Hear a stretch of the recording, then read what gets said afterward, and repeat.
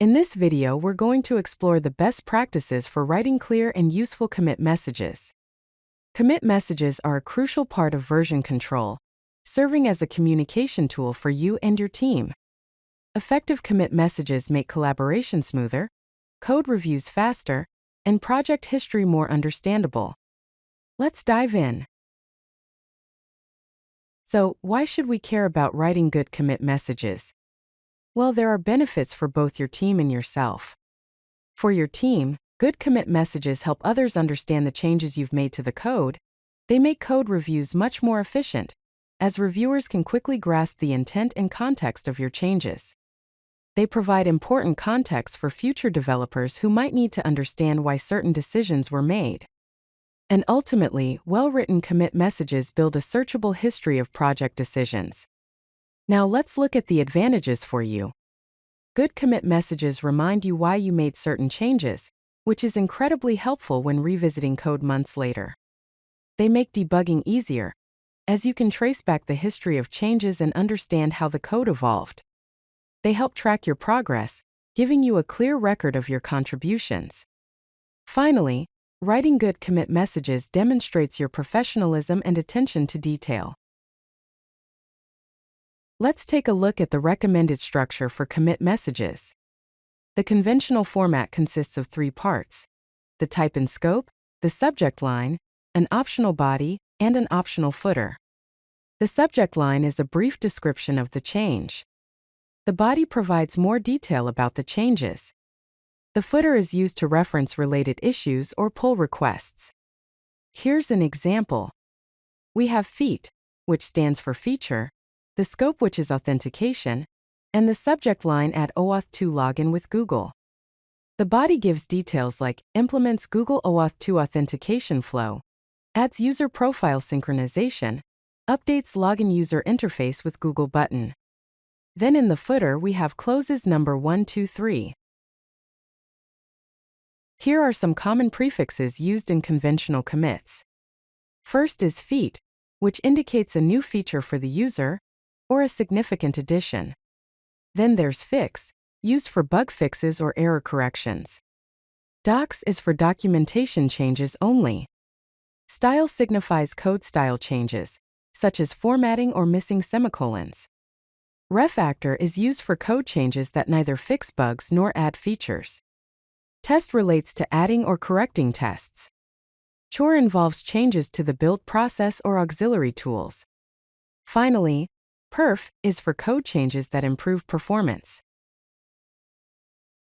Let's explore how to write effective subject lines for commit messages. Here are some rules to follow. Use the imperative mood. For example, say, add, instead of added. Keep the subject line under 50 characters for readability. Capitalize the first letter. Do not add a period at the end. Be specific and descriptive about the change. Focus on what and why, rather than how. Let's look at some examples. Instead of writing fixed login bug, write fix authentication token validation in login form. Instead of CSS changes, write style. Improve responsive layout for mobile devices.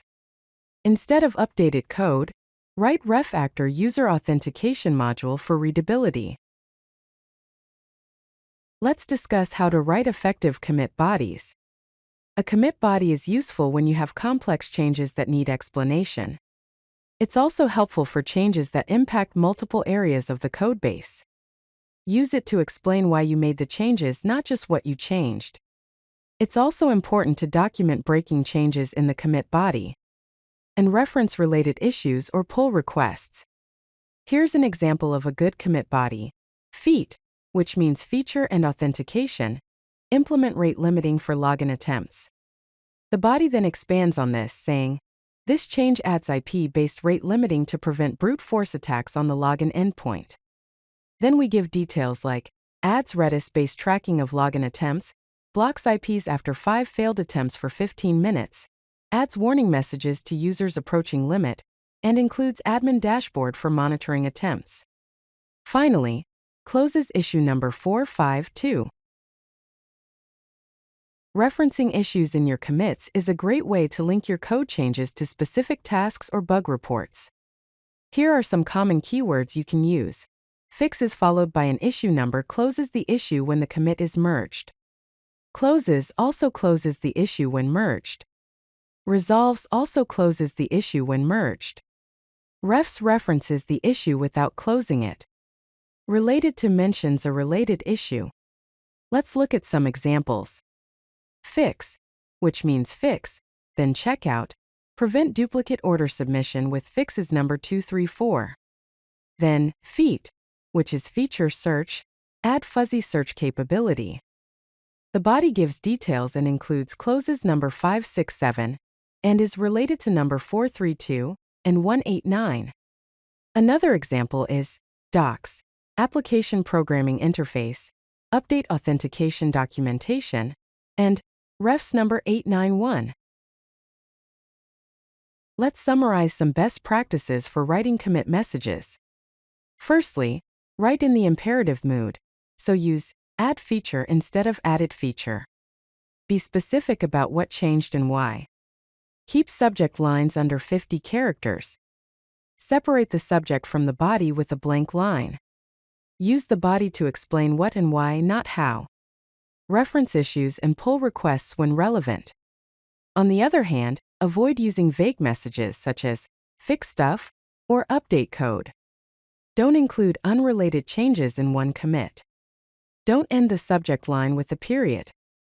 Don't write commit messages in past tense. Don't assume reviewers understand context without explanation. Don't use all lowercase or improper capitalization. Keep in mind, a well-crafted Git commit message is the best way to communicate context about a change to fellow developers. If you like this video, hit that like button and don't forget to subscribe. Visit codelucky.com for more such useful content.